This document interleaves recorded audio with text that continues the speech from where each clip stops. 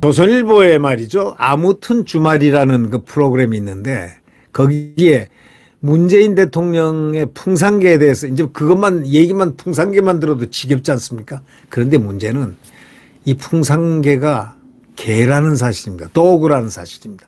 이 개는 인간과 밀접한 관계가 있습니다.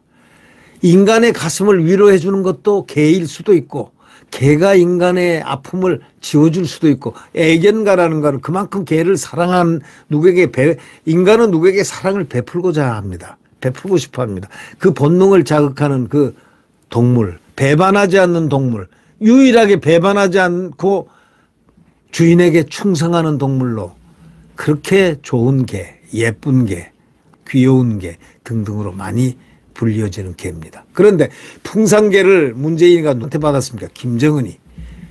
나는 남쪽 대통령이고 국무위원장 이렇게 얘기했지 않습니까? 한 바로 문재인이 풍산개를 선물로 받았습니다. 그런데 이 풍산개가 저때 6개월 동안 속된 말로 공짜로 내가 길러줬다. 돈을 안 내서 난 반환한다. 이런 식으로 뭐가 됐지 않습니까? 250만 원 가까이, 약 250만 원. 거기에는 200만 원이 인건비로 돼 있습니다. 아니 개를 기르는데 인건비로 남을 들여서 개를 기르는 사람 있습니까? 근데 문재인 대통령은 그 개는 인건비가 200만 원이 책정이 되어 있었다는 겁니다. 자, 하여튼 문재인과 풍산개로 갑자기 조국이가 썼던 조만대장경이 구설수에 올랐습니다. 이유가 뭘까요? 이게 보통 재밌는 얘기가 아닙니다. 문재인과 풍산개로 갑자기 이 얘기가 되니까 조만대장경 거기에 이 말이 있는데 개에 대한 얘기가 있는데 조국이가 만든 조만대장경 8만대장경 플러스 조국이가 만들었다 해서 조국의 SNS에 조국의 어록들을 전부 다 모아가지고는 조만대장경이라고 별명을 붙인 게 있습니다. 이것이 구설수에 올랐습니다. 네. 이게 구설에 오른 까닭이 뭘까요? 이거 가붕개론에서 풍산개 논란까지 조국이가 쓴 SNS가 바로 조만대장경인데 그 가붕개론도 SNS요. 풍산개도 개에 대한 논란도 다 조만대장경에 있었습니다. 근데 그게 부메랑이 돼서 조국의 발목을 콱 잡았습니다. 자, 이걸 지금 그 이옥진 기자가 쫙 썼는데 아주 면밀하게 썼습니다. 내용이 아주 좋습니다. 박근혜 씨가 자신이 입양해가지고 번식한 진돗개 9마리 중에 단 한 마리도 사택으로 데리고 가지가 않은 것. 이건 이해할 수 없다. 입양 시 사진만 찍었지 실제 애견이는 아니었음이 분명하다. 하고 2017년에 박 대통령을 겨냥해서 SNS에 썼습니다. 조국이가 썼습니다. 자, 지금 이 말을 왜 소환하는 줄 아시죠? 한 나라의 위대성과 도덕성은 동물들을 다루는 태도로서 판단할 수 있다. 이건 누가 얘기한 건 줄 아십니까? 마하트마 간디. 우리 간디 잘 알죠? 인도의 간디. 이 간디가 이 얘기를 했습니다. 무장주의자죠. 이분이 한 나라의 위대성과 도덕성은 동물들을 어떻게 다루는 태도로 판단할 수 있는데 문재인이 이 말에 적용시키면 어떻게 될까요? 도덕성과 위대성이 형편없다는 거 이런 식으로 반어적으로 해석이 될 수 있는 이 부분에 이 SNS를 누가 올렸느냐? 바로 조만대장경 조국이가 2012년에 올린 글입니다. 바로 여기에 전부 다 문재인 풍산개가 지금 연계가 돼 문제 제기가 되는 겁니다. 문재인 전 대통령의 풍산개 반납 논란에 대해서 조만대장경 조국 플러스 8만대장경이 소환되고 있는 것. 그래서 지금 흥미롭게 진지하게 조국이 바로 문재인 대통령의 발목을 잡은 것과 동시에 자기 발목이 잡혔습니다. 조만대장경은 조국 전 장관이 과거 소셜미디어에 올린 방대한 양의 글을 뜻하는 말입니다. 그러니까 8만대장경 정도 된다 이거죠. 2009년에 개설된 그의 트위터에는 현재 1만 7천 개 가량 글이 올라와 있는데 8만대장경에 비교해서 이렇게 방대한 글이다 이런 얘기입니다. 현안에 대해서 자신 의견을 피력한 글이 많은데 상당수가 정의, 공정 이런 것을 논하면서 보수 진영을 비판하거나 보수 진영을 꾸짖는 내용이 태반입니다. 태반이 아니라 거의 다입니다. 일각에서는 일부가 훗날 조국 전 장관의 자신이나 문재인 정부, 민주당과 관련된 의혹에 그대로 적용돼서 조국의 적은 바로 조국이었구나. 조로남불, 조국 플러스 내로남불, 조스트라무스, 조국 플러스 노스트라무스 등의 신조어를 탄생시키기로 했습니다. 바로 옛날에 썼던 보수 정권을 비판하려고 썼던 바로 그런 글들이 결국은 자기네가 모셨던 문재인을 겨냥했고 자기를 겨냥했고 문재인을 겨냥하고 있는 바로 그때 그 말들이 바로 그것입니다. 이런 얘기도 했죠. 모두가 용이 될 수 없으며 또한 그럴 필요도 없다. 더 중요한 것은 용이 되어서 구름 위로 날아오르지 않아도 개천에서 붕어도 깨구리, 가재로 살아도 행복한 세상을 만드는 것이다. 이게 2012년의 가분가론입니다. 이른바 가분개론입니다. 이렇게 불리는 이 글이 2017년 그가 청와대 민정수석으로 있을 때 딸이 외고를 나와서 의전원에 진학한 사실이 알려지면서 논란이 파도처럼 일어나서 젊은 층이 배반당했다. 이런 얘기를. 자기 딸은 용이 되려 하고 우리는 가분개로 살아라. 이 얘기야. 하고 분노가 표출됐던 글입니다. 가분개론. 아시죠? 모두가 용이 될 수 없어. 또 그럴 필요도 없어. 더 중요한 거는 용이 돼서 구름 위로 날아오르지 않아도 개천에서 붕어, 개구리, 까재로 살아도 충분히 행복해. 이 얘기입니다. 이른바 가분개론. 가재, 붕어. 여러분은 어떻게 생각해요? 깨구리. 가재, 붕어, 깨구리처럼 개천에 살아도 행복하니까 그렇게 삶을 살아라. 불만 갖지 마라. 그래 놓는데 자기 딸이 외고 나와가지고 의전원에 지나간 사실이 알려지자 젊은이들이 분노했습니다. 2019년에 법무장관 후보자 시절에 자신을 향한 검찰 수사가 개시됐을 때 그는 사퇴 의사가 전혀 없다. 분명히 얘기했습니다. 그러자 뭐라고 쓴 줄 아십니까? SNS에다가. 도대체 조윤선은 무슨 낯으로 장관직을 유지하면서 수사를 받는 것인가? 왜 수사를 받냐 이거야. 장관직 유지하면서 수사를 받는 거 당당하지 못하다 이거야. 그럼 장관 버리고 그냥 장관직을 그만두고 수사를 받아라 이런 뜻입니다. 2017년입니다. 그런데 자기는 어떻게 됐죠? 법무부 장관을 있으면서 많은 수사의 칼날이 들어왔죠. 네.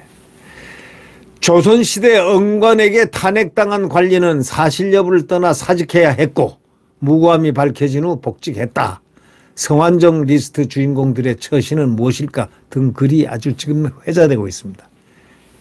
그게 바로 자기 인생이 되었다는. 조 전 장관은 2019년 검찰 수사 받을 때하고 2020년 법정에 섰을 때 소위 진술한 것, 증언 거부권을 행사했습니다. 이때 흔히들 이런 얘기가 나왔죠. 피의자 박근혜 첩첩이 쌓인 증거에도 불구하고 모른다와 아니다로 일관했다. 구속영장 청구할 수밖에 없다. 이런 데 쓰려고 법 공부했구나. 등의 글이 입길에 올랐습니다. 각각 박근혜 전 대통령이 검찰 조사 받을 때 우병우 전 민정수석이 국정농단 국조 청문회 출석 요구를 피하기 위해서 꼼수 쓰고 있다는 한 언론 기사를 인용하면서 올린 바로 그 일입니다. 그것이 바로 자기에게 다시 부메랑이 된 겁니다. 페이스북에다가 이렇게 쓴 적이 있습니다. 자신을 향한 허위 보도가 너무 많다. 이런 내용을 적으면서 시간이 걸리더라도 문제 기사를 하나하나 찾아 모두 조치할 것이다. 이렇게 협박을 했죠. 협박 아닌 협박을 했죠. 인터넷 커뮤니티에는 그의 과거 글이 바로 올라온 겁니다. 바로 탁 올라왔습니다. 기사를 하나하나 찾아 모두 조치할 것이다. 이렇게 딱 하자 인터넷 커뮤니티에는 그의 과거 글이 팍 올라왔습니다. 공인에 대한 검증 과정에서 부분적 허위가 있었음이 밝혀지더라도 법적 제재가 내려져서는 안 된다라고 했던 그의 말이 또 고집과 망상에 사로잡힌 시민도 쓰레기 같은 언론도 표현의 자유가 있는 거 아니냐. 특히 공적인 인물에 대해서 제멋대로 검증도 야멸찬 야유와 조롱도 허용된다. 뭐 이렇게 얘기를 했습니다. 그의 과거 글은 결국 민주당을 향한 칼이 되었습니다. 민주당을 향해서 칼 같은 말들을 과거에 조국이가 한 셈이 됐습니다. 조국이가 자살볼을 넣었다 이런 얘기입니다. 쉽게 얘기하면 자살볼. 자기는 가장 공정하고 광명정대하고 준법하며 인간적이라는 그 표현을 한 그 모든 것이 결국은 부메랑이 돼서 민주당을 향하고 있다. 네. 또 이런 얘기, 자발성과 동의가 없는 성적 행동은 상대에 대한 폭력이다. 또 같은 계열 고위 인사의 성추행 사건에서는 가해자를 두둔하고 피해자의 인권 침해를 자행하는구나. 이렇게 2013년도에 얘기했습니다. 2013년도에는 박근혜 정권 때입니다. 성추행을 범한 후에도 피해자 탓을 하는 2차 피해를 범하는 개들이 독구들이 참 많다. 이런 식으로 2014년 박원순 등 민주당 계열 인사들의 성폭력 사건 때 회자가 됐습니다. 해당 글들은 조 전 장관이 보수 인사들을 비판하며 쓴 글입니다. 보수 인사들을 비판하며 쓴 글입니다. 자, 그러자 박원순 나중에 또 누굽니까? 부산시장 했던 사람. 뭐 많죠. 부메랑이 됐죠. 그래서 조 전 장관은 일부 논란에 대해서 압축된 트위터글 말고 나의 책이나 논문을 보기를 바란다. 왜 하필이면 내 트위터글을 보느냐 이런 얘기입니다. 압축된 트위터글을 보지 마라. 내 책이나 논문 좀 봐주라. 아니 논문 보고 자기 책 봐줄 시간이 국민들이 누가 있습니까? 시간이 흐르며 생각이 바뀌었다 등의 해명을 내놓은 바가 있습니다. 시간이 바로 이것이 이 말이 하나가 참 정직합니다. 시간이 흐르면서 생각이 바뀌었다. 아 조국이 이런 면에서는 이 글은 참 괜찮다 저는 느꼈습니다. 아 해명. 근데 그분은 임기응변적으로 그 순간을 넘어가기 위한 그 말이 아닌가라는 말들이 많았습니다. 조국 전 장관이 2013년에 윤창중이 알죠? 윤창중. 그 청와대 대변인의 그 여성 인턴 성추행 사건에 대해서 올린 글인데 그게요. 2020년 박원순 서울시장 성추행 사건에서 민주당 인사들이 박 시장을 두둔하는 듯한 발언을 해서 논란이 되자 이 글이 소환됐습니다. 극우 몰상식파들, 헌정문란 중대범죄를 범한 국정원 요원에 대한 정당한 조사를 인권침해라고 호도하더니 같은 계열 고인사의 성추행 사건에서는 가해자를 두둔하고 피해자의 인권침해를 자행한구나 하고 윤창중 씨를 비판했습니다. 근데 그게 웃기는 게 바로 박원순 서울시장 성추행 사건에서는 민주당 인사들이 박 시장을 두둔한 듯한 발언을 해서 이제 논란이 되자 이 글이 나왔는데 이렇게 앞뒤가 안 맞는 글을 올렸습니다. 윤창중은 박원순에 비하면 아무것도 아닙니다. 박원순은 미화시키고 은폐시키고 결국 그는 자기 스스로 목숨을 끊었지 않습니까? 왜 끊었을까요? 그것도 지금 미스테리라고 합니다. 그것이 알고 싶다에 들어갈까요? 후일 역사가는 그것이 알고 싶다. 그렇게 또 올릴지도 모르겠습니다. 이 조만대장경 논란은 2017년 공직에 나서면서 시작이 됐습니다. 서울대 동문 커뮤니티에는 조만대장경이 화제가 될 때마다 비판적 글이 팍팍팍팍 올라왔습니다. 이번 풍산개 반납 논란과 관련해서도 이 조국은 어쩌면 우리가 품기엔 너무 큰 선각자 또는 예언자가 아니었을까라는 글이 게재됐습니다. 이미 다 알았으니까. 개에 대해서 잘못하면은 도덕적이나 윤리적으로 형편없다는 깐디 말까지 촥 누가 올렸느냐. 조국이가 올렸거든요. 그런데 바로 풍산개 사건이 이번에 났습니다. 풍산개 6개월 돈 안 주니까 반납한다. 이런 얘기들 1년의 사태를 하니까 조국이가 자기를 그만큼 아껴줬던 또 민정수석 시키고 법무장관까지 시켜줬던 문재인 전 대통령을 물을 먹인 꼴이 됐습니다. 물을 먹여도 크게 먹였죠. 치명적으로 물을 먹였죠. 그래서 이 조선일보는 이렇게 얘기합니다. 예를 들었는데 이 조국이 대학 시절에 조정관의 수업을 들은 30대 회사원 이모 씨가 이 조국에 대해서 평가를 하는 겁니다. 서울법대죠. 그러니까. 수업 때는 조국 교수가 수업 때는 정치 얘기를 잘 안 해서 이런 사람인 줄은 몰랐다. 이런 얘기입니다. 트위터상에 던져놓은 온갖 말과는 괴리가 있는 모습이 끊임없이 나오니 실망감이 계속된다고 실망을 표했습니다. 민주당 지지자 최모란 사람은 그래서 이 기사에서 이렇게 얘기했습니다.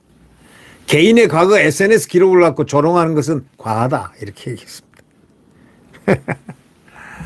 이 송경재 상지대 교수는 이렇게 얘기합니다. 조만 대장경은 합리적이고 근본적인 대안을 제시하지 않고 자신의 정치적 이해관계에 따라 즉자적으로 문제점만 지적한 것이 몇 년 뒤에 그게 자기한테 다시 되돌아쳐서 돌아온 것이다. 이렇게 말하면서 폭로와 비판은 많지만 대안이 없는 중년과 합의가 결여된 우리 사회의 단면을 조국이가 보여주고 있다. 이런 얘기를 했습니다. 이 노정태라는 경제사회연구원 철학 전문위원은 이렇게 얘기합니다.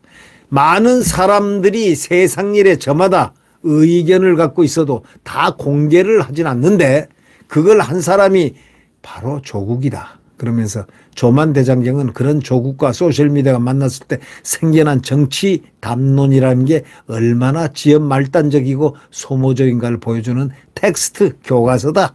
이렇게 얘기했습니다. 그러니까 조만 대장경이 지금 딱 맞는 말처럼 보이는 이유가 우리가 10년 전이나 지금이나 정치와 관련해서 비슷한 얘기를 하고 있기 때문인데 이건 돌고 돈다 이거죠. 한국 정치에서의 비판적 논의 방식이 굉장히 정형화되어 있다는 점을 시사한다 해서 학술적으로 딱 정의를 내려줬습니다. 자, 오늘 이거를 보면서 풍산계, 결국 풍산계 문재인을 공격을 한 것은 바로 조국이었습니다. 조국의 적은 바로 조적조입니다. 쓴맛이 납니다. 씁쓸합니다. 네. 오늘 조선일보 이 기사, 지난 5년을 파노라마처럼 쫙 돌려가는 위선의 파도가 느껴집니다. 네. 구독 버튼과 엄지를 눌러주시면 대단히 감사하겠습니다.